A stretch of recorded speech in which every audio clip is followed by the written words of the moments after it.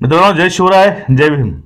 बघा, आता कालची एक राजकारणामध्ये सगळ्यात मोठी जी होती गोष्ट ती होती राष्ट्रवादी आणि सेना बरोबरच राष्ट्रीय काँग्रेस सुद्धा फुटलं आणि पर्यायी नेते हे काँग्रेस सोडून भाजपमध्ये जाणार. 14 किंवा दिनांक 15 रोजी या गोष्टीला मुहूर्त मिळणार. आता यामध्ये काही कारण आहेत, काही अपयशाची कारणे पण आहेत आणि परिणामी अशोकराव चव्हाणांची जी भीती होती की आता आपलं अस्तित्व यावेळी संपून जाईल हे पण कारण त्यामध्ये असू शकतं. मित्रांनो, आपण ह्या गोष्टीवरती पूर्ण एक वेळेस पाहूया की ह्या राजकीय उलथापालथीमध्ये वंचितच कसं सर्व सारवासारव करणार की वंचित परत यामधून सुद्धा बाहेर पडणार, आपण याविषयी आज बघणार आहोत. कारण ह्या तिन्ही पक्षाला आता वंचितचीच साथ पाहिजे. जर वंचित तर यांसोबत नसेल, समजून घ्या लोकसभा विधानसभेचे स्वप्न ह्या तिन्ही पक्षानं अजिबात पाहू नये.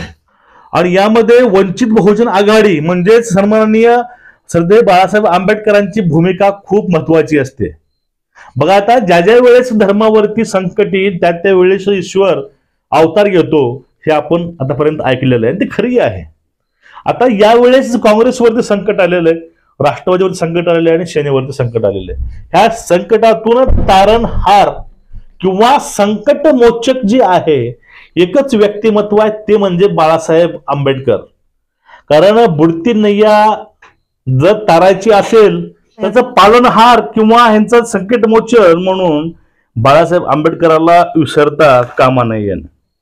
आता जे हे पक्ष फुटीचं कारण काय आहे, कारण कुणाला हे वाटलं नव्हतं की काँग्रेस फुटेल, पण यावरती काही दिवसापूर्वी बाळासाहेबांनी डायरेक्ट वक्तव्य केलं होतं. ते वक्तव्य म्हणजे हेच आहे की आता हे दोन पक्ष फुटून झाले, आता याहून सुद्धा एक मोठी घडामोड नक्कीच होणार आणि काँग्रेस सुद्धा राहणार नाही, काँग्रेस सुद्धा फुटू शकतं, हे वक्तव्य होतं बाळासाहेबांचं. ते वक्तव्य आज तंतोतंतपणे खरं झालेलं आहे, त्यामध्ये काही शंका नाही. की त्यांनी भीती दाखवली होती, ती भीती आज 100% खरी ठरली आहे आणि त्याला सुरुवात पण झालेली आहे. आज सुरुवात अशी की माननीय अशोकराव चव्हाण माजी मुख्यमंत्री यांनी काँग्रेस पक्षाला सोडचिठ्ठी दिलेली आहे.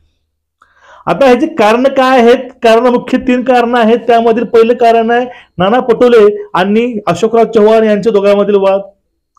दुसरं कारण आहे आदर्श घोटाळा, ते मुख्यमंत्री असताना तेही कारण असू शकते, चौकशी होईल, ईडी लागेल म्हणून त्यांनी पक्ष सोडला असेल. आणि तिसरं कारण आहे, मला हे कारण खूप महत्वाचं वाटतं, प्रत्येक पक्षाने हे कारण लक्षामध्ये ठेवायला पाहिजे.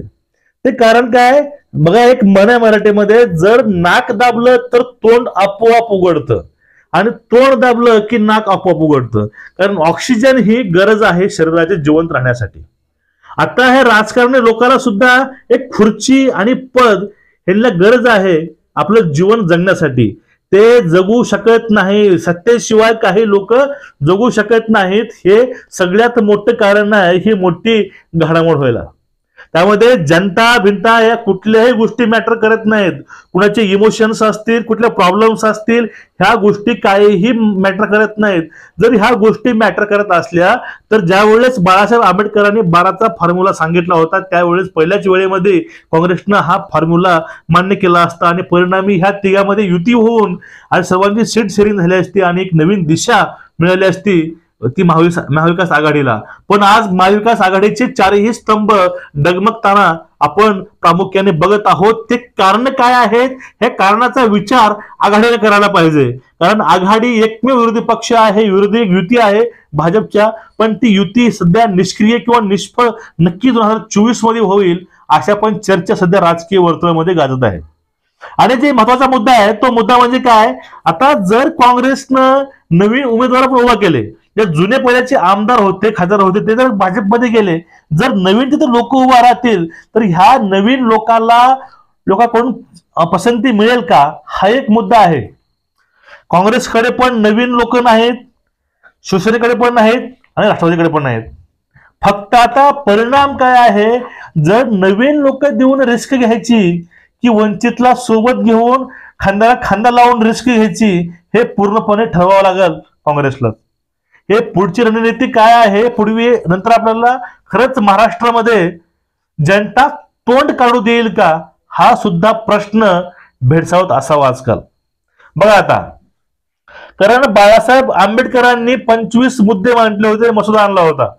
त्या मसुद्याला परवानगी दिल्याशिवाय कुठलाही पर्याय पुढे काँग्रेस पुढे नाही. आता एक चान्स आहे, एक त्यांना सगळ्यात मोठा एक चान्स आहे, तो चान्स म्हणजे सोबत लहान लहान पक्ष घेऊन त्यामध्येच प्रत्येक वेळेस वंचितचा सक्रिय सहभाग घेऊन, वंचितला विश्वासामध्ये घेऊन त्यांना पुढील वाटचाल रणनीती असेल, सीट शेअरिंग असेल, कार्यकारिणी असेल, ह्या सर्व गोष्टी कराव्या लागतील. जर त्यांनी ह्या गोष्टी नाही केल्या त्याचा परिणाम फक्त भविष्यामध्ये एकच होऊ शकतो. तो परिणाम म्हणजे की महाविकास आघाडीला आपल्याला अपयशाला सामोरं जाताना पाहावं लागेल, अन्यथा कुठलाही पर्याय आघाडीसमोर नसणार आहे.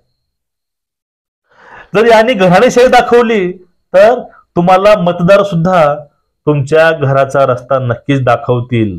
गाफील राहायचं आता वेळ नाही आणि महाविकास आघाडीनं गाफील अजिबात राहू नये. आता ह्या सर्व गोष्टीला बाळासाहेब आंबेडकर तारतील कसे समजून घ्या. जर बाळासाहेबांना त्याचे समान जागा मिळाल्या, जर सीट शेअरिंग असतील, प्रभाव असेल, ह्या सर्व गोष्टी जर योग्य मिळाल्या आणि बाळासाहेबांच्या मसुद्याला तर मान्यता मिळाली, चॅलेंज आहे आपलं की महाराष्ट्रामध्ये महाविकास आघाडी हे चांगली भरारी घेईल. समजून घ्या. आता जे आपण काही लोकांना प्रश्न पडतो की आतापर्यंत वंचितचे एक पण जो उमेदवार आहे तो निवडून आला नाही, पण आपल्याला या ठिकाणी ही गोष्ट पाहावी लागेल की 25 लाख मत घेऊन 2019 मध्ये वंचित ही ठाम होतं, पण 2019 ची गोष्ट खूप वेगळी होती. आताची जी गोष्ट 2024 मधील हे गोष्ट पूर्णपणे वेगळी आहे. दोघांमध्ये डिफरन्स खूप आहे. याचा अर्थ असा नाही 2019 मध्ये सीट शेअरिंग मध्ये त्यांना एक पण जागा मिळाली नाही, त्यांनी एक पण जागा निवडून आणू शकले नाही. त्यांचं ह्या वर्षी पण त्यांना अपयश मिळेल, ह्या गोष्टी मानणं पूर्णपणे साफ चुकीचं आहे. पूर्वीच्या गोष्टी समोर ठेवून नवीन गोष्टीची निकाल लावणं किंवा गोष्टी निष्कर्ष करणं हे पूर्णपणे साफ चुकीचं आहे. त्या काळातला ती वेळ वेगळी होती, त्यावेळेची अवस्था वेगळी होती, चॅलेंजेस पूर्ण वेगळे होते आणि ह्या वेळेचे चॅलेंजेस खूप वेगळे आहेत. दोघांमध्ये डिफरन्स भरपूर आहे. मतदार जागे झालेला आहे, प्रत्येक नागरिक जागे झालेला आहे आणि त्यामुळे सगळ्यात मोठं जे प्लस पॉइंट आहे तो असणार आहे ते म्हणजे मराठा आरक्षण आणि ओबीसी आरक्षण. आता ह्या राजकारण दिशा जी आहे ते दिशा फक्त दोन गोष्टी ठरवतील, ते म्हणजे ओबीसी आणि मराठा.